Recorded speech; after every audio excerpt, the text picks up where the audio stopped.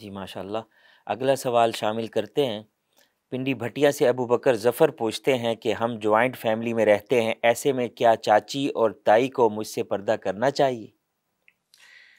بسم اللہ الرحمن الرحیم۔ دیکھیں، چاچی ہو، تائی ہو یا ایسے جتنے بھی رشتے، ان سے پردہ کرنا تو لازم ہے۔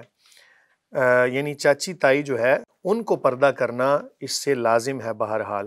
لیکن ہمارے ہاں مسئلہ یہ ہوتا ہے کہ بعض دفعہ معاشرے کے اندر اگر ہم ایسے معاملات کریں نا تو پھر تنقید کا نشانہ بھی بنتے ہیں۔ تو شرعی حکم تو یہی ہے کہ چاچی ہو یا تائی ہو اس کو بہرحال پردہ کرنا چاہیے۔ اب اس کا طریقہ کار یہ ہو سکتا ہے، ہم اس کو یوں بیان کر سکتے ہیں کہ چاچی تائی کا اگر کوئی اور بھی رشتہ بنتا ہو، مثلاً وہ اس کی مثال کے طور پہ ساس بنتی ہے، تو پھر تو اگر پردہ وہ نہ بھی کرے تو اس میں شرعی قباحت نہیں ہے۔ لیکن اگر صرف چاچی اور تائی کا رشتہ ہے تو ایسی صورت میں ان کو پردہ کرنا لازم ہوگا، شریعت کا یہی حکم ہے۔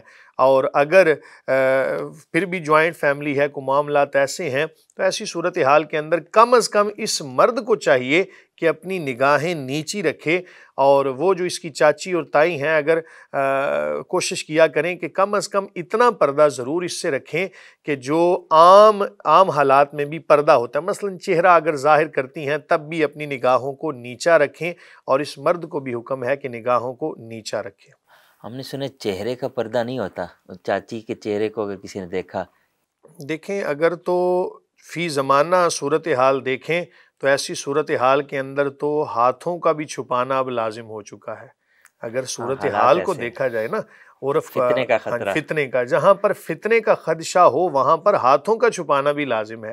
اور اگر فتنہ نہیں ہے تو چاچی تائی کے چہرے پر اگر نظر پڑ گئی تو کم از کم کوشش کرے آنکھوں کو نیچا رکھنے کی، کہ اللہ تعالیٰ نے مومنین مردوں کو بھی اور مومنات یعنی خواتین کو بھی نگاہیں نیچی رکھنے کا حکم دیا۔